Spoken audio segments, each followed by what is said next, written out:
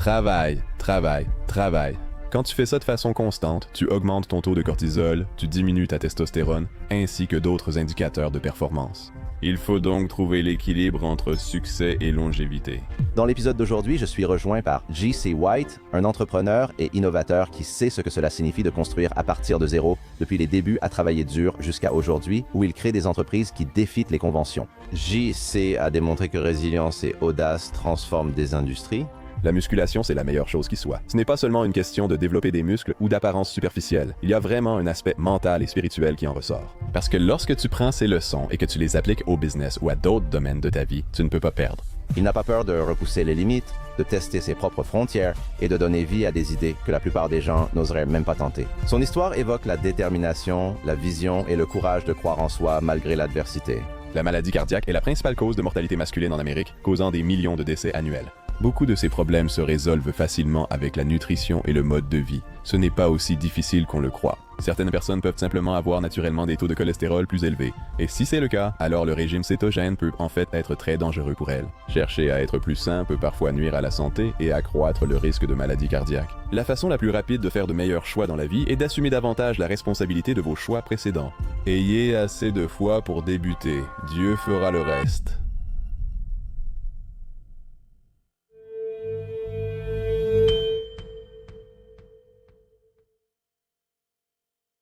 D'accord. Donc j'y sais qu'est-ce que le succès moderne fait à nos hormones. Ça les détruit car le succès moderne, c'est avancer, se dépêcher et travailler sans relâche. Et quand tu fais ça en permanence, tu augmentes ton taux de cortisol, tu diminues la testostérone et aussi d'autres indicateurs de performance. Donc, il faut trouver ce juste équilibre entre le succès et aussi la longévité. Je pense que beaucoup de personnes qui se considèrent comme des performeurs écoutent ce podcast, te regardent ou même me regardent en se disant « Je veux réussir, je veux apprendre des invités de Scott D. Clary et je veux accomplir ne serait-ce qu'un peu, une fraction de ce qu'ils ont réalisé. » Je pense qu'ils croient devoir sacrifier leur santé pour réussir. Je l'ai souvent entendu. Comme si je ne pouvais pas créer quelque chose de significatif en restant en forme et en allant à la salle de sport. Je pense que c'est une vision à court terme, c'est certain. Que se passe-t-il quand tu vis ainsi? Car tu vois tout le monde vivre comme ça. Que se passe-t-il? Eh bien, généralement, ce qui finit par arriver, c'est que lorsqu'ils atteignent la quarantaine ou la cinquantaine, leur corps finit par payer toutes les années où ils l'ont négligé. C'est alors qu'ils constateront des taux de cholestérol élevés. Ils vont devenir plus résistants à l'insuline, et c'est là que leurs hormones vont rencontrer de gros problèmes, donc des soucis de cortisol, de testostérone et d'autres liés. Donc, quand on commence à avoir ce type d'image du succès, qui est assez compartimenté, vous savez, pour réussir dans les affaires, il faut sacrifier sa santé. Pour réussir avec votre famille, vous savez, il faut mettre le travail de côté. C'est là qu'on commence à manquer de vision à long terme. Et, vous savez, tout finit par se rattraper. est-ce parce que les gens ne sont pas doués pour équilibrer leur vie? Est-ce parce que les priorités des gens sont déréglées? Pourquoi les gens croient-ils cela au départ? La peur. La peur de ne pas y arriver, la peur de ne pas être assez bon, la peur de se dire « Eh bien, tu sais, je n'ai pas l'impression de pouvoir atteindre tel niveau de revenu ou tel succès professionnel sans sacrifier quelque chose. » Et ça n'a pas de sens pour moi d'avoir un bon corps, une bonne santé, de bonnes relations familiales et spirituelles, une bonne santé mentale et aussi gagner de l'argent. C'est comme si ça ne collait pas. C'est la peur et c'est le manque de patience. Si on se fixe des objectifs clairs et qu'on se donne assez de temps et que la période n'est pas trop courte, tu sais, au lieu d'1 an, on se donne 5 ou 10 ans pour vraiment atteindre ses objectifs dans chaque domaine de la vie, alors ça relâche un peu la pression. Si tu veux être en bonne santé, bâtir une entreprise prospère, être marié, avoir des enfants et préserver ta santé mentale, eh bien, au lieu de simplement dire « D'accord, je veux accomplir ça dans l'année qui vient », il suffit d'extrapoler sur une période plus longue. Ça enlève la pression. Mais quand on commence juste en se disant « Je dois devenir riche demain, je dois être en forme demain », c'est là que les gens tombent dans ce piège. Vous savez, ils n'atteignent pas leur objectif plus rapidement et ils abandonnent. C'est ce qu'on voit toujours dans le domaine du fitness, non? Les gens commencent le 1er janvier cette année. Je vais me mettre en forme. C'est le pire moment pour aller à la salle de sport. Pour ceux qui aiment aller à la salle de sport, c'est le pire moment pour y aller. Tu sais, en fait, je les apprécie parce que j'ai aussi été une personne qui a commencé dans ce cycle-là. J'ai juste continué à m'y tenir. Mais tu sais, ils entrent dans ce cycle puis abandonnent 1 ou 2 mois plus tard, n'ayant pas vu de résultats assez vite, car c'était irréaliste. Je me dis, mec, ça fait 40 ans dans ce corps. Tu crois t'en sortir en 3 mois? Ce n'est pas possible. C'est fou quand tu le vois comme ça. Ouais, c'est comme ça. C'est comme si tu avais été fauché pendant 40 ans et que tu t'attendais à devenir multimillionnaire en 3 mois. Tu sais, on doit être plus patient avec le processus. Qu'est-ce qui t'a fait tenir bon? Qui t'a permis de persévérer alors que beaucoup de gens abandonnent? Parce que je pense que c'est quelque chose que tous les culturistes, et pas seulement les culturistes, vivent. Dire culturiste, c'est difficile parce que c'est toi contre toi-même. Quand tu débutes, il n'y a pas d'entraîneur pour te pousser. Par exemple, si tu joues dans une équipe, tu as tes coéquipiers, tes pairs, ton entraîneur. Le culturisme, c'est vraiment un sport en solo. Donc la force mentale qu'il faut pour continuer, ce n'est pas facile. Alors, qu'est-ce qui t'a rendu performant en culturisme? Parce que je pense qu'il y a en fait beaucoup de choses qui se traduisent moi, du culturisme. Et juste le fait d'être capable de s'infliger une certaine dose de douleur pour réussir dans les affaires. Mais qu'est-ce qui a fait la différence? Qu'est-ce qui t'a rendu performant dans ce domaine? As-tu compris ce qui, psychologiquement, t'a aidé à réussir là où d'autres échouaient, Hunter? Je pense que je voulais juste être exceptionnel. Et j'avais l'impression que c'était la clé pour y arriver parce que, comme tu viens de le dire, c'est toi contre toi-même. Il n'y a plus d'excuses. C'est une énorme responsabilité. Avec ces 2 éléments en tête, tu ne peux pas blâmer quelqu'un d'autre si tu n'as pas les résultats. Et en tant que jeune homme, c'est la leçon que je devais apprendre, parce que la raison pour laquelle je n'ai pas aussi bien réussi dans d'autres domaines de ma vie à l'époque, c'est parce que je manquais de responsabilité. C'est parce que je ne me regardais pas dans le miroir en me disant « D'accord, c'est là que tu dois t'améliorer. Voilà où sont tes forces, voilà où sont tes faiblesses. » Et ensuite, me battre contre moi-même. La musculation, c'est la meilleure chose. Ce n'est pas seulement une question de développer des muscles ou de choses superficielles, c'est vraiment le côté mental et spirituel qui en ressort. Et parce que lorsque tu prends ces leçons et que tu les appliques au business ou à d'autres domaines de ta vie, tu ne peux pas perdre. C'est ça la beauté du jeu. Et tu vois, si tu prends cet état d'esprit dans le business, tu ne vas pas juste gagner, tu vas tout écraser. Parce que tu ne regardes pas la concurrence, tu te regardes toi-même. Tu dis que tout ce que je produis comme résultat dépend uniquement de moi, de personne d'autre.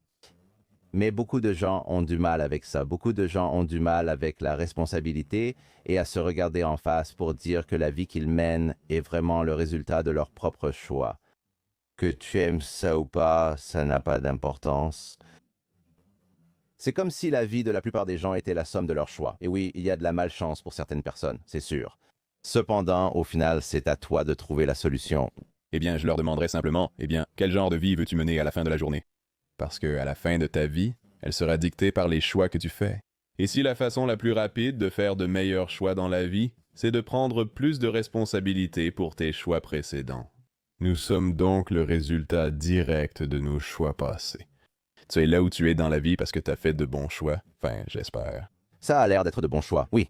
Il semble que tu aies fait de très bons choix. Merci, mec. Tu sais, je suis là où j'en suis dans la vie parce que moi aussi j'ai fait de bons choix. Tu sais, je n'ai pas toujours fait de bons choix dans la vie, mais tu sais, c'est parce qu'on peut prendre un moment pour réfléchir sur soi-même et se dire, d'accord, c'est là où j'ai échoué, et voilà ce que je dois faire pour avancer dans la vie. Je pense que c'est l'une des beautés du bodybuilding et du fitness. Et tu sais, c'est juste un effet secondaire que tu as meilleure apparence, que tu te sens mieux. C'est juste la cerise sur le gâteau. Dans quel état d'esprit étais-tu quand tu as échoué aux essais de basket universitaire? Tu étais déprimé et ça n'allait pas. Comment t'en es-tu sorti? Que s'est-il passé? Oui? J'étais anéanti. Je veux dire, j'étais un bon athlète au lycée. J'avais quelques regards de la D1. Tu sais, j'avais un peu de reconnaissance de la part des journaux locaux et des journaux de l'État.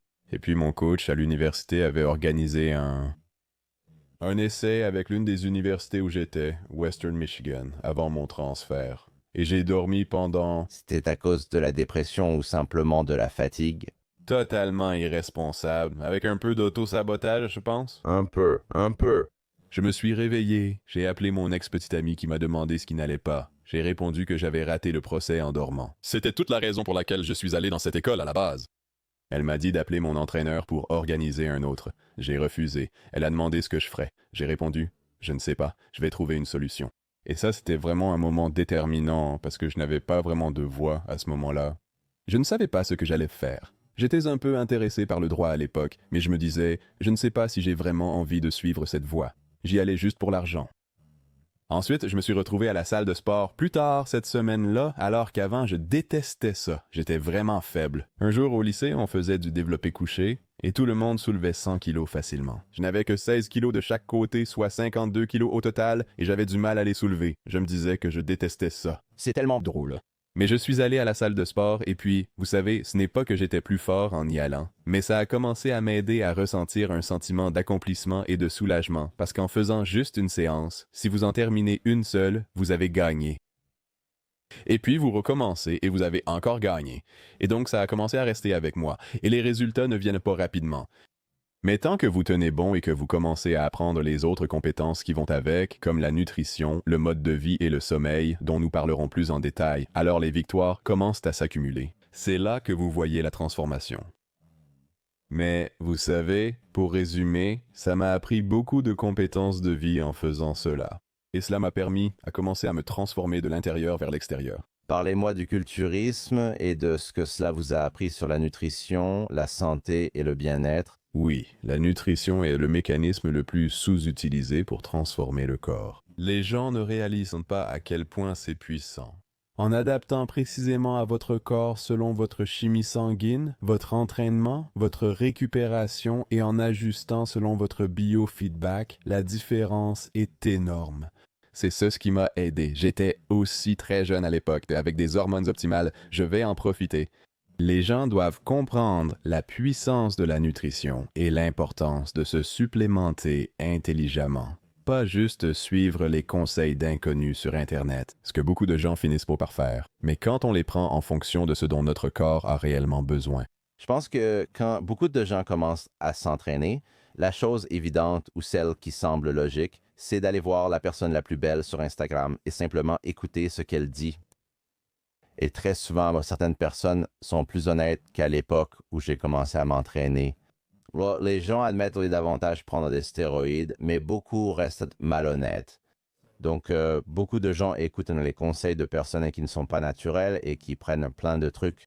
Et ils se demandent pourquoi leur routine à la salle ne fonctionne pas comparée à tel influenceur sur les réseaux sociaux. Donc, en tant que quelqu'un qui est vraiment naturel et qui a concouru naturellement, je dirais que j'ai compris comment faire, s'optimiser naturellement. Par où quelqu'un doit-il commencer? C'est quoi la grosse science comparée à la vraie science? J'adore ça. Une dernière chose pour être plus sain. Qu'est-ce que ça signifie? Parce que, C'est super. Alors, définissons-le. Comment tu définis être plus sain? Ouais. Pour moi, c'est avoir beaucoup d'énergie et des analyses sanguines optimales. Si on suivait ton sommeil, ta variabilité de fréquence cardiaque serait bonne, etc. Est-ce la définition qu'on veut pour tout donner à la salle et rester en bonne santé? Quelles seraient les autres définitions? Pour certaines personnes, ça peut simplement être « D'accord, je veux avoir une meilleure endurance cardiovasculaire. » Mais je pense que tout cela, si je regarde quels sont les indicateurs d'une longue vie... C'est différent. Donc je vois ça comme une sphère, tu vois? Parce que si tu veux y aller à fond à la salle et prendre de la masse musculaire, ce n'est pas optimal pour la longévité si on veut vraiment y aller. Intéressant. Oui. C'est bien. C'est un chemin différent. Tu dois suivre une autre voie. Les macronutriments vont être différents. Donc tes protéines, glucides et lipides pour chacun de ces objectifs. Tes cycles de récupération et le plan de jeu seront différents. Je n'agirai pas pareil maintenant et dans 10 ans, mon pote. Ce que je fais actuellement n'est pas bon et ne me mènera pas jusqu'à 85 ou 90 ans. 85 ans. Les gens veulent vivre jusqu'à 120 ans, mon pote. Tu vois? Eh bien, oui. Tu comprends, non? C'est juste pour paraître cool, faire comme dans les magazines. Ça, c'est ça. Tu sais, paraître bien pour les femmes. C'est comme ça, je pense. La plupart des gens veulent avoir l'air bien pour les femmes et c'est d'aller à la salle. Mais je ne pense pas que beaucoup de gens se disent qu'ils veulent se finir en couverture d'un magazine de fitness. Donc il doit y avoir un équilibre entre les deux. Je veux avoir l'air bien et je veux aussi vivre longtemps. D'accord. Cela définit clairement la bonne santé. Cela te mettra probablement à environ 13 à 15% de masse grasse réelle. Ce protocole vise surtout à cibler ton système cardiovasculaire. Les recherches récentes montrent que le cardiovasculaire compte davantage en entraînement de force. Je dirais que faire ça 3 à 5 fois par semaine pendant des séances de 30 à 50 minutes sera le plus important en zone 2.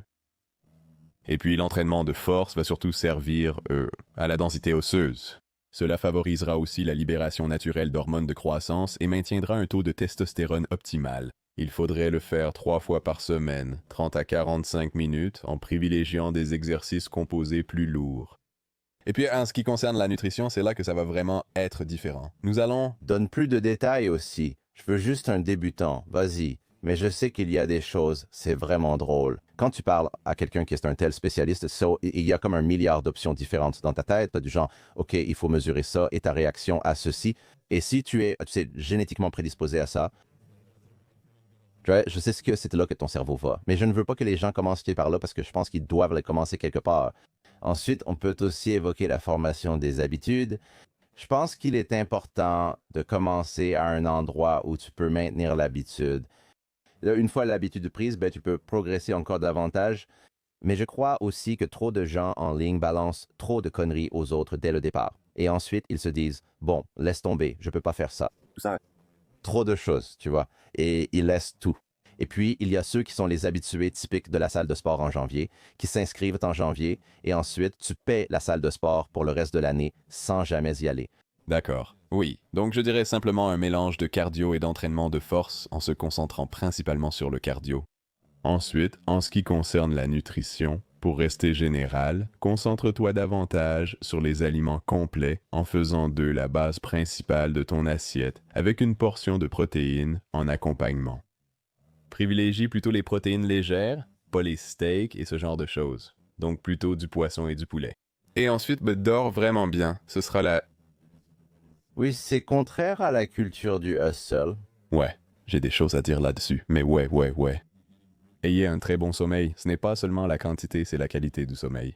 Il existe plusieurs moyens de suivre cela avec la bague Oura. On utilise une en particulier? Oui. Oui, mais je l'ai perdue en Grèce, donc elle est maintenant perdue. Je ne peux donc pas... Te donner un voyage.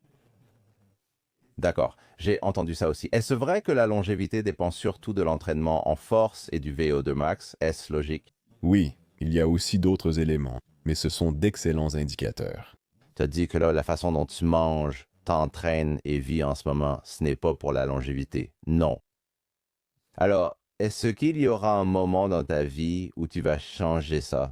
Oui, absolument. Et si tu changes, tu as dit que la façon dont vivent les bodybuilders, et je suis d'accord, ce n'est pas pour vivre jusqu'à 90 ou 100 ans, ou même 80, 85 ans. Peux-tu inverser un mode de vie à un certain moment? Par exemple, si tu modifies ton mode de vie dans 10 ans, pourrais-tu atteindre 100 ans? Ça dépend de l'ampleur des dégâts.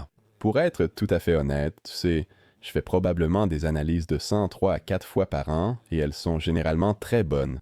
Mais... tu sais, si je poussais dans certains domaines et faisais certaines choses, tu sais, c'est un réglage fin. J'adore le bodybuilding, j'adore l'entraînement en force, j'adore le powerlifting. C'est pour ça que j'ai fait tout ça, mais ça a un prix, tu sais. Donc, tu sais, c'est juste jusqu'où je peux aller, jusqu'où j'ai envie d'aller. Si quelqu'un est vraiment passionné de bodybuilding et qu'il en fait, disons, jusqu'à la trentaine avancée, est-ce qu'il y a des choses, ça concernera un plus petit échantillon du public, mais est-ce qu'il y a des choses que tu regardes dans tes analyses sanguines qui pourraient indiquer genre, mince, il faut que je change mon mode de vie plutôt que prévu? Oui, bien sûr. Je dirais à toute personne qui fait du bodybuilding de faire des bilans cardiovasculaires plus avancés. Par exemple, une lipoprotéine A, il faut tout examiner. Je regarde aussi la taille des particules. C'est très important, surtout s'ils prennent des anabolisants, car cela augmente souvent ces marqueurs inflammatoires. Je regarde aussi la protéine C réactive. C'est simplement un marqueur inflammatoire global du corps. Ne surveillez pas que votre glucose. Vérifiez aussi votre hémoglobine A1C et votre sensibilité à l'insuline. C'est vraiment important. Et puis aussi, selon la quantité de testostérone que vous utilisez, si vous jouez à ce jeu-là, regardez votre numération des globules rouges, parce que souvent, cela épaissit votre... Sang. Est-ce que vous voyez des problèmes avec autant de gens qui se mettent à la thérapie de remplacement de la testostérone? Je pense que ça devient de plus en plus populaire. Et les gens, je pense que les hommes, en général, ont l'impression qu'ils... et je comprends pourquoi ils veulent avoir de la libido. Des fois, ils veulent se retrouver l'énergie et la sensation de leurs 20 ans. Donc, j'ai l'impression que tout le monde se met à la thérapie de remplacement de la testostérone maintenant, parce que ce n'est plus tabou. D'accord, très bien. Mais je ne pense pas qu'il y ait vraiment quelqu'un qui parle des éventuels effets négatifs de rester sous testostérone toute sa vie. Oui, excellente question. Donc, la thérapie de remplacement de la testostérone est le complément le mieux commercialisé, mais aussi le plus surutilisé pour une performance optimale. On reçoit des gars tous les jours qui viennent nous voir, on regarde leurs analyses sanguines et c'est toujours catastrophique. Et ils ne sont pas correctement suivis ou supervisés par la personne qui leur a prescrit. et ils auront un traitement thérapie de remplacement de la testostérone qui va augmenter leur cholestérol lipoprotéine de basse densité généralement considéré comme le mauvais, diminuer leur lipoprotéine de haute densité considéré comme le bon et épaissir le sang. Et c'est fou parce que beaucoup de gars, c'est ce qu'ils vont voir, c'est une petite montée au début quand ils commencent avec le thérapie de remplacement de la testostérone, ils retrouvent un peu d'énergie, un peu de libido, ils commencent à se sentir bien, mais ensuite ça revient directement à la normale. Un pansement ne suffit pas pour une blessure par balle, il faut traiter la cause, ce n'est qu'un amplificateur. J'ai commencé à utiliser le thérapie de remplacement de la testostérone quand j'ai eu la trentaine, et parfois un peu plus, tu vois, mais ça n'amplifie et n'aide que si tu fais tout le reste correctement. Tu n'as pas besoin d'être, tu sais, un fou avec ça et de suivre chaque macro à la lettre ou de manger dans des Tupperware, mais tu dois quand même maîtriser les bases.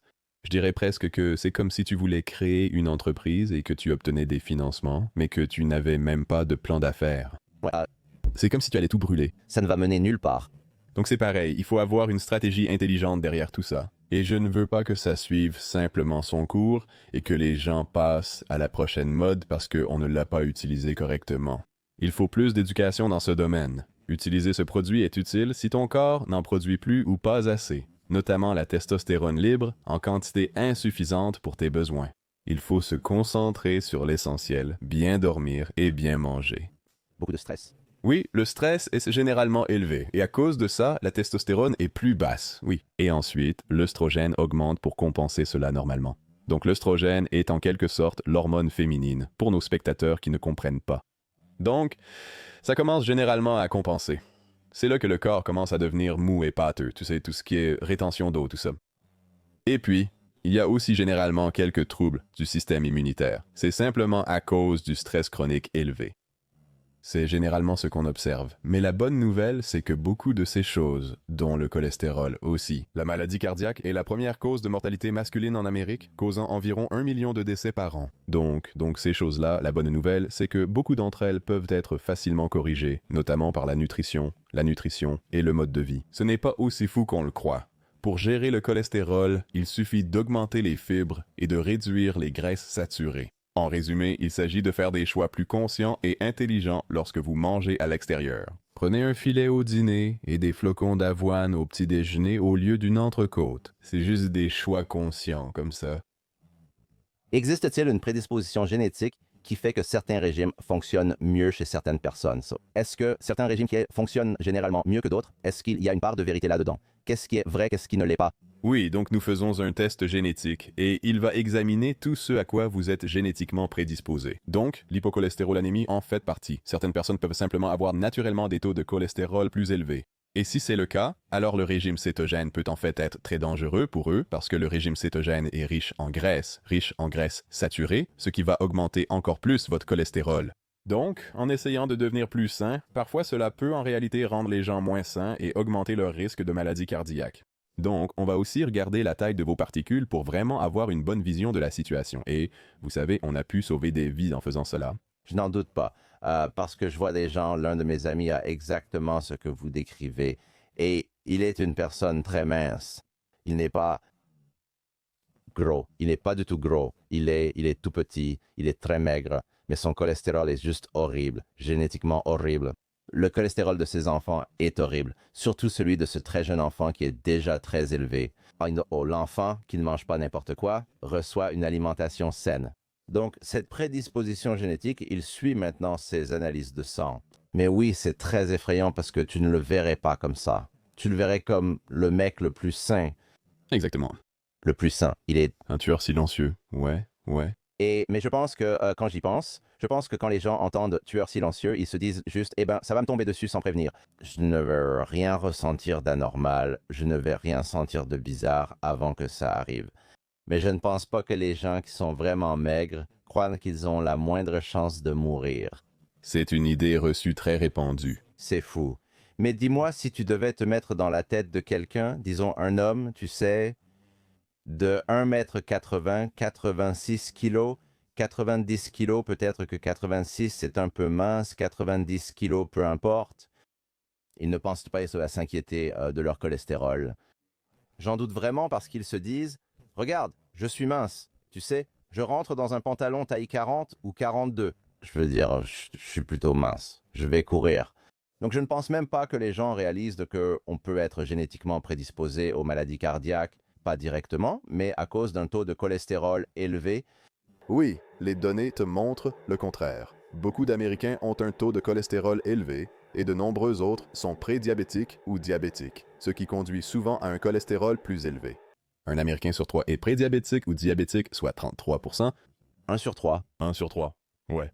Et ils ne veulent pas regarder ce qu'on dit, non? Non, en général, ils ne le font pas. D'où l'importance de surveiller ces biomarqueurs pour comprendre ce qui se passe dans votre corps. Car ainsi, vous pouvez vraiment faire des choix alimentaires et de compléments intelligents au lieu de prendre des choses au hasard. Par exemple, si vous avez un taux élevé de cholestérol ou de sucre dans le sang, la berbérine est un complément très efficace. Disponible sans ordonnance, prenez 1 gramme par jour. De bonnes études montrent que cela réduit cholestérol et sucre sanguin. Mais si vous ne savez pas. Vous ne savez pas? Oui, vous ne savez pas. Vous pensez juste, oh, vous savez, je prends un comprimé pour homme par jour, ce qui n'est pas une super vitamine. Mais vous prenez ça et vous pensez que tout ira bien. C'est comme, une fois que vous regardez vos analyses de sang, ça raconte vraiment toute l'histoire. Je ne comprenais pas car j'ai naturellement un cholestérol plus élevé. Je me souviens de m'être préparé pour un shooting de magazine et être en super forme. J'avais l'air incroyable et mon cholestérol était à 103, soit environ 3 points au-dessus de la limite supérieure de la fourchette médicale, 70 à 80. Donc, j'avais encore un petit effort à faire. Je me disais, comment diable mon cholestérol peut-il être aussi élevé? Ouais, pas de graisse, donc de la graisse, ouais. Je pensais manger très sainement. Après un test génétique, j'ai découvert une hypocholestérolémie. Ça a du sens. Donc, je dois composer avec ça toute ma vie. Si je fais un écart pendant 4 mois, oh, je n'ai même pas envie de voir les résultats. Tout part en vrille, mec. C'est horrible. Mon cholestérol risque d'exploser. Il faut vraiment que je reprenne mon alimentation en main. Qu'est-ce qui se passe? Que se passe-t-il pour la performance d'une personne avec un déséquilibre hormonal et un taux de cortisol élevé? Par exemple, qu'est-ce que tu observes généralement quand les gens viennent te voir comme une sorte d'image avant?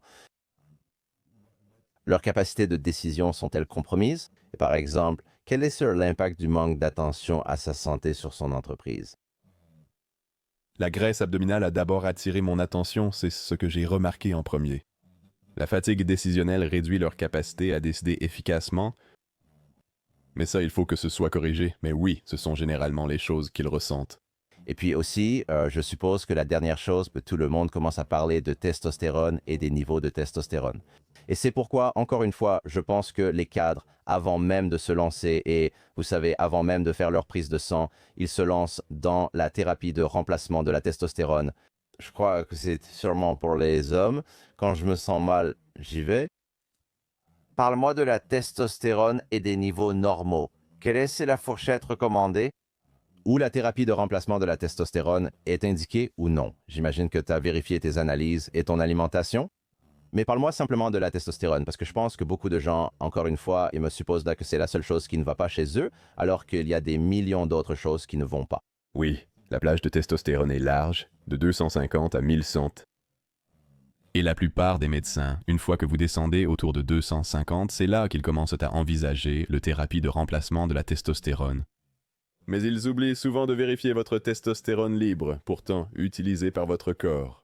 Je compare la testostérone totale au chiffre d'affaires et la libre au bénéfice. J'aime bien ça. C'est bien, c'est une bonne analogie. Donc, même avec un chiffre d'affaires élevé et peu de bénéfices, tu devrais sans doute envisager un traitement par testostérone, thérapie de remplacement de la testostérone.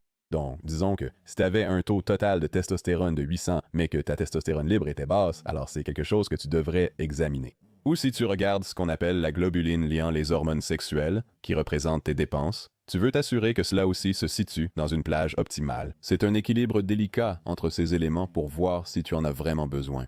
Quelle est la différence entre le biofeedback et les biomarqueurs? Oui, donc les biomarqueurs, ça va être tes analyses sanguines. Donc ça va être ta génétique.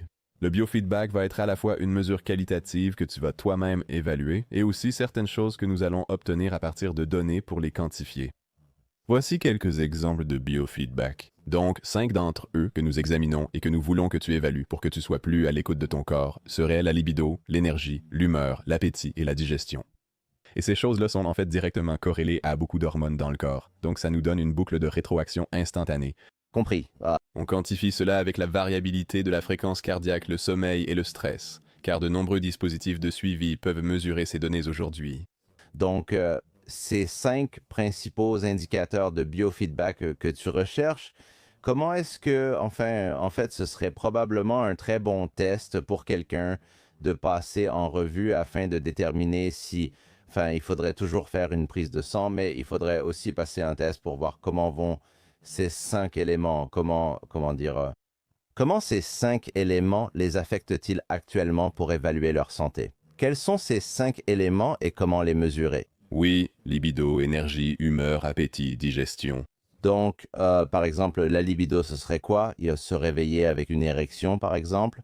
Est-ce simplement l'attirance pour quelqu'un ou existe-t-il d'autres signes de libido à observer? Ouais, donc imagine ça comme ça. Si on devait dire que 0, c'est vraiment nul. Ouais, aucune libido. Si la personne la plus belle, peu importe ce qui t'attire, passait devant toi, tu ne serais tout simplement pas intéressé. D'accord, ça, c'est un 0. Le meilleur moment de ta vie serait un 5, ou même la personne la plus laide t'attirait. C'est comme ça que tu évaluerais cette échelle. Ouais, d'accord. Maintenant, où te situes-tu là-dessus en ce moment? Toi, par exemple. Je dirais un 4, d'accord. Ouais, je dirais un 4. Je dirais que je pense que je me souviens que quand j'avais 15 ou 16 ans, n'importe quelle fille, c'était genre, oh mon Dieu, oui. Maintenant, je dirais que je suis à 3,5, 4, je pense. Je suis plutôt en bonne santé, mais je ne pense pas qu'au sexe toute la journée. Je pense qu'il est aussi utile de ne pas être constamment distrait par le sexe. Mais je remarque qu'il y a des moments où je travaille trop et j'y fais attention, mais j'y fais aussi attention parce qu'avant, j'étais vraiment passionné de musculation. J'ai toujours été très attentif à la façon dont mon corps réagissait à la nourriture, à l'entraînement, à tout. Je pense être plus conscient que la plupart des gens dans la rue. Mais oui, il y a des moments où je voyage beaucoup, ou quand je suis stressé par le travail, ou tu sais, je n'ai vraiment pas envie de sexe. Et DHE, c'est tellement loin de ce qui m'importe, probablement parce que j'ai un taux de cortisol élevé et d'autres choses en tête. Je ne sais pas si c'est un indicateur, mais quand je me réveille avec une érection, ça signifie pour moi que je ne suis pas stressé. Ou si je suis, tu sais, avec Gina et qu'on se dit, ben d'accord, on se désire, et là, oui, c'est super. Après une journée de travail, c'est bien. Si je travaille trop dur, alors après le travail, je n'ai plus du tout envie de sexe. Et pour moi, c'est un signe que quelque chose ne va pas, tu vois? Ce que tu viens de dire, là, c'est exactement la raison pour laquelle il faut que ce soit suivi. Ouais, c'est vrai. À 100%, à 100%. Je veux que les gens comprennent, grâce à ton exemple, l'importance pour le public de suivre cela en eux-mêmes, car tu as parlé du cortisol et du stress. Tu as aussi évoqué des moments où la vie va trop vite et où il faut se calmer. Et tout cela est directement lié à tes biomarqueurs sanguins. C'est pourquoi il est important de rester à l'écoute de son corps. Et ce n'est pas seulement parce que, tu vois, d'accord, si tu découvres quelque chose, et il y a aussi autre chose que je veux dire à ce sujet. Parce que si tu tombes à 2, tu vois? Et la vie est normale, tu n'es pas trop stressé. Mais tu ne veux toujours pas coucher ni dormir avec ta femme ou ton mari et tu te demandes pourquoi. Pourquoi? Je suis en vacances, je devrais être détendu et on devrait faire l'amour, mais je n'en ai tout simplement pas envie. On peut maintenant envisager des compléments pour vraiment relancer cela. Donc, on pourrait envisager, tu sais, le zinc. Si tu prends une bonne quantité de zinc, comme 30 mg de zinc par jour, assure-toi que tes niveaux de vitamine D sont corrects. L'acide D-aspartique naturel à 3,2 g par jour a augmenté la testostérone d'environ 42%. Testé sur des hommes non entraînés, mais des bénéfices possibles aussi chez les entraînés. C'est donc la raison principale pour laquelle vous voulez mesurer cela, afin d'être plus à l'écoute de votre corps et de ce qui se passe. Quels sont certains, donc en dehors de l'énergie, de l'humeur, de la libido? À quels autres éléments pouvez-vous faire attention durant votre journée avec ces biofeedbacks? Des marqueurs de biofeedback qui sont en quelque sorte, si cela m'arrive, c'est un signal d'alarme qui indique que je devrais aller me faire examiner ou faire une prise de sang ou corriger quelque chose. Oui, des baisses d'énergie en milieu de journée? D'accord. Oui. Si tu ne peux pas commencer ta journée, la traverser, tout donner, rentrer et avoir du temps pour ta famille et faire ce qui te donne un sentiment d'accomplissement.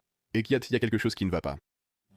Ton corps a été conçu pendant des millions d'années pour pouvoir faire ces choses. Donc, généralement, quand les gens, tu sais, ils se réveillent et prennent plusieurs tasses de café. Ils restent fatigués et léthargiques, à midi, traînent, sont stressés et leur humeur baisse. Quelque chose se passe à l'intérieur et doit être examiné. Et généralement, à ce stade, cela revient au fait que leur corps est plus résistant à l'insuline et qu'ils ne traitent pas correctement leur nourriture. Donc, vous avez trouvé de nombreux problèmes intestinaux 100%. chez les entrepreneurs, cadres, présidents, directeurs généraux et personnes très performantes. Pourquoi? Parce que j'aurais pensé que le cortisol serait la chose évidente chez quelqu'un qui est toujours actif, toujours en train de travailler. Comment les problèmes intestinaux sont-ils liés à cela? Oui, parce que lorsque votre corps est stressé, l'un des premiers endroits où cela se manifeste, c'est votre intestin. Votre intestin possède plus de terminaisons nerveuses que toute autre partie du corps. Votre humeur, votre énergie et la régulation hormonale dépendent en grande partie d'un microbiome intestinal sain. Donc, lorsque nous nous exposons à un stress chronique, à un mauvais sommeil, à des hormones non optimales, cela va perturber massivement votre intestin. Cela provoque souvent du brouillard cérébral, de la fatigue et d'autres symptômes, généralement causés par l'intestin. C'est pourquoi les cures de détox peuvent généralement être bénéfiques, comme les cures de courte durée, pas celles qui sont commercialisées, vous voyez, celles-là. Mais l'idée, c'est d'aider votre intestin à se réinitialiser et à retrouver son équilibre. Et avec une supplémentation appropriée, cela les mettra sur la bonne voie pour commencer à le reconstruire correctement. Parce qu'ici, en Amérique, on mange toute cette nourriture qui est terrible. Cela nous met dans une mauvaise position. Je pense que beaucoup, surtout dans notre cercle et parmi les auditeurs de cette émission, se concentrent vraiment sur le fait de gagner de l'argent et ils foncent simplement vers ça. S'ils sont chanceux et privilégiés, ils comprennent alors que l'argent ne fait pas tout. Alors, ils ne sacrifient pas les relations dans cette quête. Mais je n'en parle pas souvent, mais je crois que les gens ne se préoccupent pas assez de leur santé spirituelle.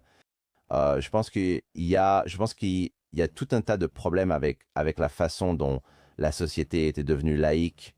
Peu importe pour moi à quel Dieu tu pries ou en qui tu crois, mais la façon dont je le vois, c'est ce que Dieu te permet, ce que Dieu t'oblige vraiment à faire. Il y a sûrement un mot plus juste, mais tu vois ce que je veux dire. Tu dois te retirer du centre. Il existe quelque chose de plus grand et important que toi. Et je pense que lorsque les gens n'ont aucune version de Dieu dans leur vie, ils croient qu'ils sont comme le personnage principal. Et je pense que cela ne mène pas toujours aux meilleures décisions. Et je ne sais pas si, par exemple, les gens qui travaillent avec toi, si tu les aides à se recentrer et à ne plus se voir comme le personnage principal, à se concentrer sur des choses qui les dépassent et à se focaliser peut-être sur une étoile polaire qui est plus grande que l'argent ou la réussite professionnelle. Peut-être que c'est cette composante psychologique, mentale, que les gens doivent comprendre pour vraiment se concentrer sur leurs relations, leur santé et toutes ces choses importantes qui ne se limitent pas à l'argent ou à la carrière. Exactement. C'est aussi la raison de notre présence ici. Je pense que nous sommes là pour nous entraider. Et quand tu vois les choses sous cet angle, la vie devient alors plus significative. C'est presque comme si gagner de l'argent était l'acte le plus égoïste que tu puisses faire. Pas parce que l'argent est mauvais, mais parce que si tu te sacrifies dans la poursuite de l'argent, comment peux-tu servir les gens avec cet argent si tu n'as pas de santé? Exactement. Oui, exactement. Ouais, je veux dire, qui s'en soucie si tu es milliardaire mais que tu claques à 55 ans? Qu'est-ce qui va se passer? Tu devrais avoir encore au moins 30-40 ans, mec. Ouais. Imagine tout ce que tu pourrais faire, l'argent que tu pourrais faire fructifier et l'impact que tu pourrais avoir sur plus de personnes. C'est la vie qui change alors, pas seulement pour toi, mais aussi pour les générations futures. C'est vrai. Comment fais-tu pour sortir les gens de ça? Comme quand quelqu'un court tellement vite, comme quand j'avais 25 ans et que je courais tellement vite. Comment fais-tu pour sortir quelqu'un de cet état d'esprit? Qu'est-ce que tu dirais à quelqu'un qui était moi il y a 10 ans, 15 ans? Une question simple. Qu'est-ce qui te motive? Les gens ont-ils une réponse à cette question? C'est souvent une réponse de 20 minutes. Et je dissèque simplement ce dont j'ai besoin là-dedans, puis je te renvoie ce que tu as dit. Ensuite, on commence à assembler les pièces. Donc, si j'étais ce jeune de 20 ou 25 ans, super ambitieux, et que je disais que l'argent me motive, ce que je pense qu'un bon nombre de personnes qui écoutent ce podcast vont se dire « Oui, ça me parle ». Qu'est-ce que tu me réponds? Parce que tu sais ce qui me motive, mais tu sais aussi que ce n'est pas forcément la raison la plus saine de se lever le matin.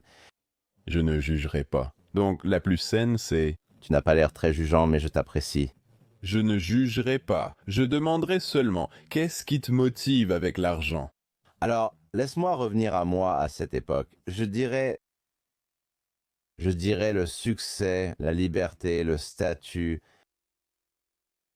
probablement aussi un peu de rancœur, des trucs dont tu devrais parler à un thérapeute parce que tu veux atteindre tout ce que tu considères comme la maison que tu devrais avoir, la vie que tu penses devoir avoir. Tu vises toutes ces aspirations matérielles et je pense que tu peux essayer de faire un travail psychologique pour comprendre d'où viennent vraiment ces aspirations matérielles, mais je pense que tes amis, ton Instagram, peu importe, te montrent à quoi ta vie devrait ressembler et c'est vers ça que tu cours. Donc oui, c'est le statut, le bonheur, peu importe ce que ça veut dire pour cette version de Scott de 25 ans. Penses-tu que ça rend Scott D. Clary plus précieux d'avoir ces choses-là? À l'époque, j'aurais dit oui, c'est sûr, j'aurais dit oui. Donc, si Scott D. Clary n'obtient que la moitié de ces choses, n'a-t-il pas la même valeur? Je ne sais pas, je ne sais pas. Précieux autrement, mais j'ai l'impression de ne pas vivre à mon potentiel maximal. Donc, tu crois que le fait d'acquérir ces choses, le statut, la richesse, le revenu, c'est toi qui maximises ton potentiel. Oui, je le pense, oui. Comment imagines-tu ta vie après avoir obtenu cela et avec qui souhaites-tu la partager? Donc, je ne pense pas avoir jamais fait cet exercice dans ma tête parce que je ne pense même pas. Je ne pense pas que j'avais une réponse parce que je sacrifiais une relation pour le travail, donc je ne peux pas dire comme. Je ne peux pas dire que j'aurais voulu cette relation. Mais il y avait beaucoup de problèmes dans cette relation à l'époque. C'est un autre sujet. Tu vois, je dirais, je veux une famille. Je dirais, je veux une femme. Je veux des enfants. Je disais toutes ces choses, mais ensuite mes actions n'étaient pas en accord avec ce que je disais, ce qui est intéressant. Je n'ai pas vraiment de réponse. En grandissant, je voulais une famille, une femme et des enfants. En un moment, je me suis dit, il faut que je gagne beaucoup d'argent. Je dois travailler dur. Et je ne sais pas vraiment quand ce moment est arrivé, mais c'est comme si mes objectifs en grandissant et ceux que j'ai encore aujourd'hui, genre, je veux toujours une femme, des enfants, une famille. Ça a toujours été vraiment important pour moi. Et je pense qu'en fait, l'argent compte moins pour moi maintenant. Ce n'est pas que je ne pense pas qu'il soit important d'en gagner, mais je ne suis plus la même personne qu'à mes débuts dans la vingtaine. Donc, à un moment donné, quelque chose a changé dans ma tête et je me suis dit là, que je devais juste travailler sans arrêt et gagner autant d'argent que possible, même si ça ne m'a pas vraiment aidé à atteindre les objectifs que j'avais. Qui étaient mes objectifs les plus importants pour la famille, les enfants? C'était en quelque sorte mon objectif le plus important. Sigmund Freud a dit que nous cherchons soit le plaisir, soit nous fuyons la douleur. Lequel penses-tu que tu faisais à l'époque? Je pense que je cherchais le plaisir parce que je ne crois pas que je fuyais la douleur car je n'ai pas eu une enfance difficile. Je ne viens ni de la pauvreté ni d'un milieu très dur. Je ne viens pas de tout ça. Donc j'ai eu une enfance plutôt confortable. Donc je pense que c'était probablement la recherche du plaisir. Qu'est-ce que tu penses qui motivait la recherche de statut alors? C'est là que je pense que, dans mon esprit, l'argent était un moteur pour le statut. C'est intéressant ce que tu dis. Ça ressemble au pipi de l'éléphant. Tu connais? Non, je n'ai pas entendu. Donc, c'est une référence à notre cerveau conscient où nous prenons nos décisions. C'est comme le... La puce représente l'esprit conscient, l'éléphant le subconscient. Vous pouvez facilement imaginer la différence de taille. En réalité, l'éléphant influence fortement notre comportement. Il semble qu'à un moment, il y avait un écart entre vos paroles et vos actes. Vous disiez vouloir certaines choses, mais inconsciemment, ce n'était pas le cas. Je suis d'accord. Mais c'est sûrement pour ça que j'étais si épuisé, car ton cerveau se dispute sans cesse avec lui-même, et les choses que tu vis chaque jour n'en font pas partie. Je ne trouve pas cela si anormal. Tu échanges avec bien plus de personnes en difficulté que la moyenne, car tu analyses tout cela. D'accord, pourquoi tu viens même me voir? Pourquoi tu viens me voir? Tu dis que tu veux être en bonne santé, que tu veux aller mieux, mais qu'est-ce que tu fais dans une journée? À quoi ressemble ta journée? C'est de ça. Et il y a ce manque d'alignement entre les deux. Oui, l'alignement, c'est le plus important. Alors je te demande, qui est Scott D. Clary 2.0? Quelqu'un qui aime le travail que je fais, mais qui ne sacrifie pas ma vie pour mon travail. Je pense aussi qu'il faut être passionné par ce qu'on fait, mais cela ne signifie pas forcément y consacrer beaucoup de temps. Je pense que je comprends l'effet de levier. Non, je comprends la délégation. Je comprends beaucoup mieux l'importance de me concentrer sur mes points forts qu'à 25 ans où je pensais simplement pouvoir travailler plus que tout le monde et tout faire. Et ça n'a pas marché pour moi. Ça n'a tout simplement pas marché. Alors maintenant, je me force à être plus stratégique avec mon obsession. Je reste passionné par mon travail que j'adore et auquel je consacre beaucoup, sans négliger ma vie. J'ai gagné plus d'argent ainsi. Et j'ai eu, tu sais, on parlait justement de mon niveau en termes de santé sexuelle, d'humeur et d'énergie. Donc quand je suis obsédé par quelque chose, mais obsédé au point de pouvoir le faire sans sacrifier ma vie, comme j'ai un horizon temporel plus long pour réussir, tous ces autres indicateurs progressent. Et je me dis, d'accord, ça me plaît, j'aime ça, j'apprécie ça. Maintenant, je pourrais être meilleur. Je pourrais toujours, tout le monde peut toujours être meilleur, non? Il y a encore des moments où je devrais probablement, tu sais, prendre du temps et voyager un peu plus, ou tu sais, m'assurer de ne pas sauter une soirée en amoureux cette semaine-là parce que je travaille. Mais ce n'est quand même pas aussi grave. C'est avancer dans la bonne direction. La vie, c'est ça. Il faut toujours avancer, non? C'est sûrement Scott 2.0. Voilà. Voilà, magnifique mec. Ouais. J'essaie car je n'aime pas. Écoute, ça a vraiment été un voyage, c'est sûr. J'ai l'impression que c'est toi qui m'interviews maintenant. Ça a vraiment été un voyage, c'est sûr, mais je ne veux pas, je ne veux pas juste travailler. Je ne veux pas seulement gagner de l'argent. En participant à ce podcast et en interviewant des personnes qui ont simplement accumulé beaucoup d'argent, mais dont la famille est brisée ou la santé dégradée, je le constate aussi. Je me dis, quand tu es au premier rang face à ces personnes, ce n'est pas si attirant quand quelqu'un vaut plus de 100 millions de dollars et que sa femme le déteste, que ses enfants le détestent. On dirait qu'ils sont littéralement à un sandwich de mourir parce qu'ils sont tellement obèses, morbides. Et franchement, ce n'est pas attirant. Tu peux garder ton argent. Je préfère juste avoir, tu sais, le bonheur, l'équilibre, peu importe comment tu veux l'appeler, une famille qui m'aime, ma santé et la possibilité de vivre, j'espère, au-delà de 80 ans. Je choisis ça chaque jour, non? Je pense que c'est quelque chose que j'aimerais que plus de gens puissent ressentir quand ils suivent ces chemins un peu autodestructeurs. Donc, Ce que tu décris, c'est aussi le début de la création de ta propre œuvre, ta vie. Tu devrais écrire tout cela. parfois je le fais. Parfois c'est... Comme une étoile du Nord qui me guide. As-tu compris? As-tu traversé un parcours similaire dans ta vie? Oui, un peu comme le tien pour... Je veux dire, as-tu eu des moments de déséquilibre ou des moments qui t'ont vraiment réveillé et où tu as dû prendre du recul et te dire, le chemin que je prends n'est vraiment pas celui que je devrais suivre, et si je continue sur cette voie, je ne vais pas vivre longtemps, je n'aurai pas la vie que je veux. As-tu vécu ça aussi? Oui, une fois, je me suis poussé à bout. Je travaillais tellement dur. Je me suis retrouvé à l'hôpital. J'ai attrapé la méliose du lapin. J'étais... Mon début avec T3. J'étais aussi en train de quitter le coaching personnel à ce moment-là et je me préparais pour une compétition de bodybuilding. Donc, j'étais à la salle de sport environ 2 heures par jour. Je travaillais littéralement dès 5 heures du matin, jusqu'à 21 ou 22 heures chaque soir. C'était aller sans cesse, en poussant mon corps à fond. Je me souviens, j'étais à la salle de sport pour m'entraîner lors d'une série d'échauffements à la presse à ischio-jambier. Mon côté gauche a commencé à lâcher, ce que j'ai trouvé étrange. J'ai pensé que je n'étais peut-être pas assez échauffé. Qu'est-ce qui se passait? Comme mon côté gauche, ouais. Qu'est-ce qui lâchait? Ouais. Et puis j'ai fait une autre série, et là j'ai littéralement perdu le contrôle. Je me lève et je vais parler à mon ami qui était coach à la salle. Je lui ai dit, tu peux rester près de moi? Je me sens un peu bizarre aujourd'hui. Et puis littéralement tout mon côté gauche a commencé à s'engourdir. Mec, je croyais que je faisais un accident vasculaire cérébral, j'avais tellement peur. Je me suis dit, bon, je ne vais pas m'entraîner aujourd'hui, je vais juste rentrer à la maison, boire un peu d'eau, me reposer. L'intensité à laquelle je m'entraînais pendant toutes ces semaines était complètement folle. À quel point je me dépassais à la salle et travaillais dur pour réunir tout ce qu'il fallait pour lancer cette entreprise.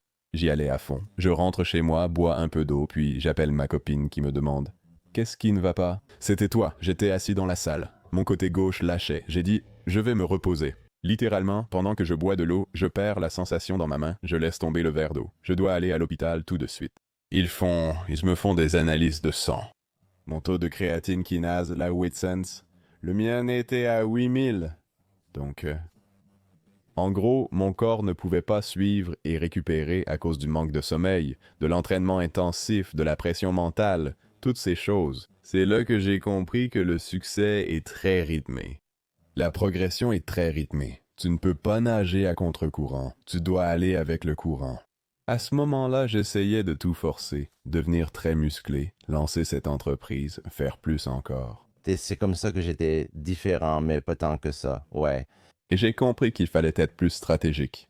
Il faut voir plus grand, penser sur le long terme.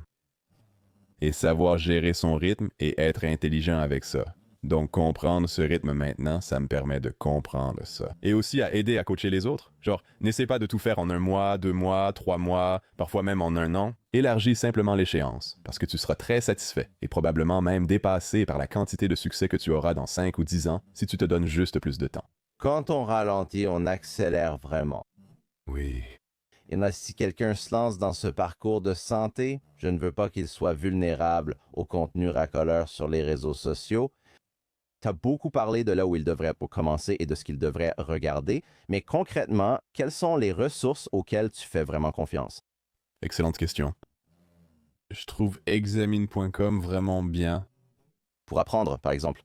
Ouais, c'est ennuyeux, ça va juste te donner la littérature. Mais ce que ça fait vraiment, c'est que ça condense tout et ça évalue réellement l'efficacité de l'étude. Et ça rend la compréhension super facile pour toi. Et tu peux en fait aller le consulter et jeter un œil au document complet si tu veux. C'est un excellent outil à consulter. J'adore ça. Et puis ça permet de couper à travers toutes les conneries des réseaux sociaux. Ouais, passe tout par là. Tous les compléments, les régimes, tout ce que les gens disent, fais tout passer par là. Tu verras que 99% de ces influenceurs, c'est du vent. Ils ne savent pas de quoi ils parlent et cherchent juste à gagner de l'argent.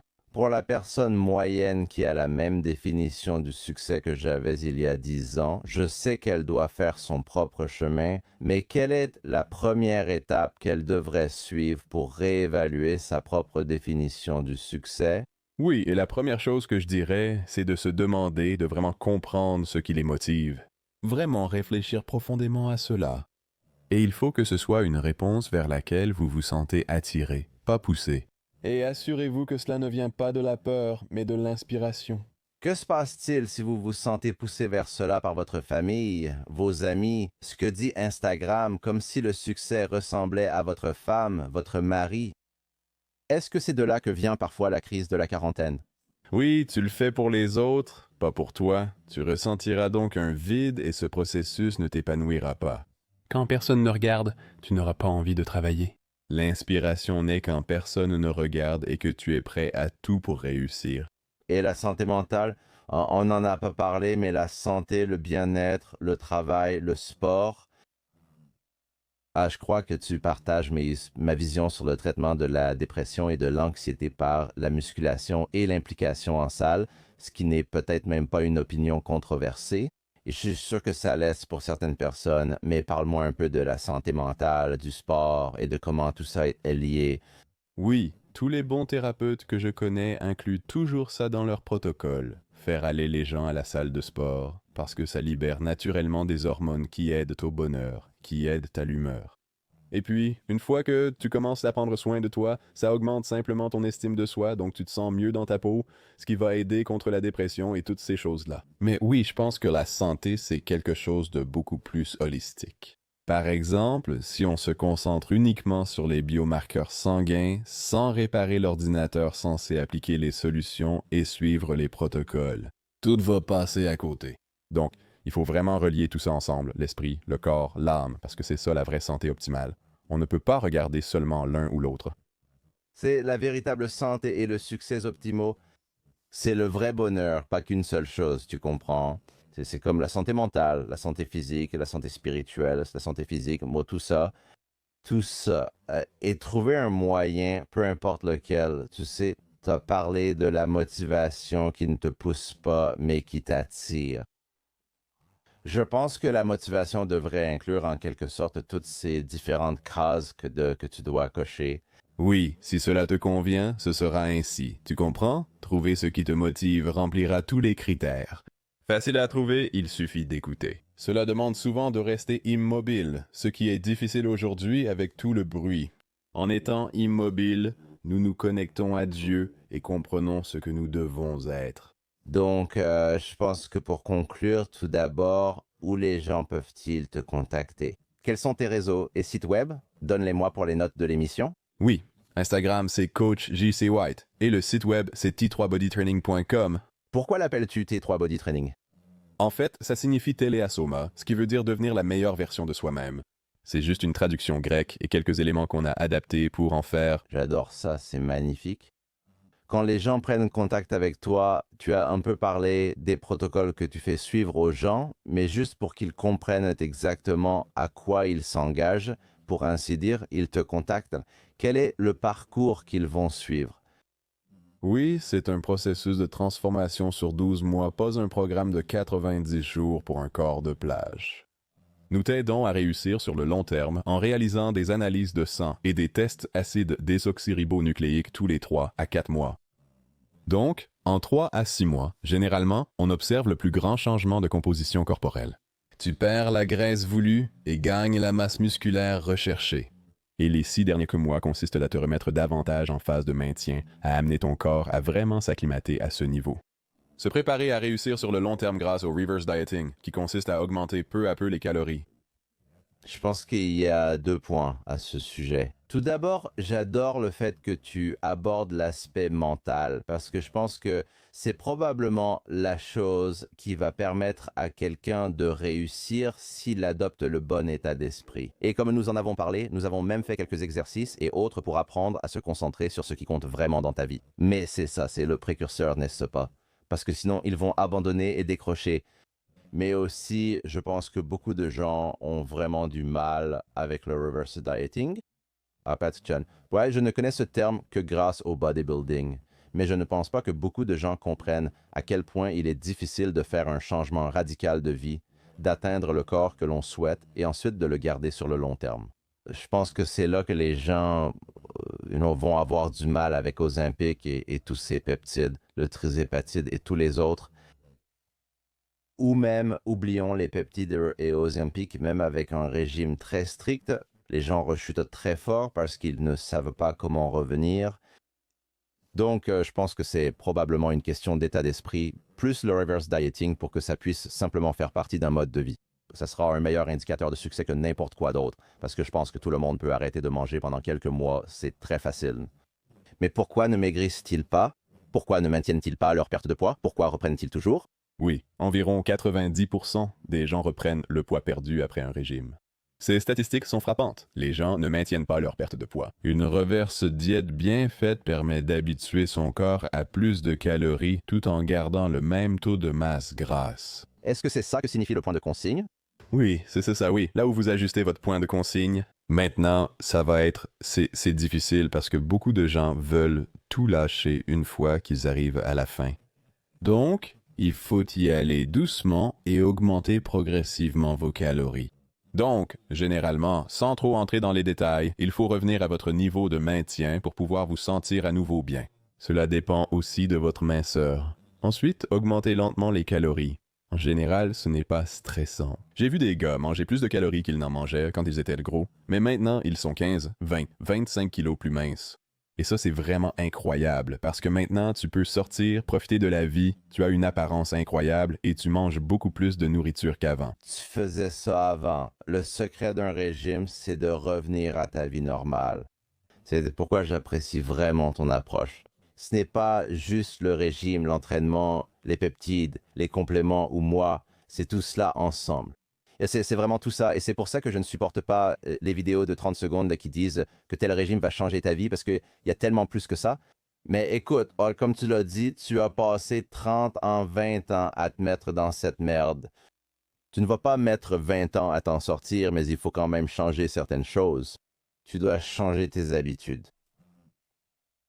Dernière question que j'aime poser, parmi tout ce que tu as appris, que ce soit sur l'alimentation ou la vie en général, tu dois choisir la chose la plus importante. Disons que tu ne peux transmettre qu'une seule leçon à tes enfants parce que c'est la plus importante. D'accord, la plus importante. Ça pourrait être la chose qui, tu sais, a radicalement changé ta vie. Ça pourrait être le meilleur conseil que tu aies jamais reçu d'un mentor, peu importe ce que c'est, mais tu ne peux transmettre qu'une seule chose à tes enfants. Quelle serait cette chose et pourquoi? Ayez assez de foi pour commencer le processus, et Dieu s'occupera du reste.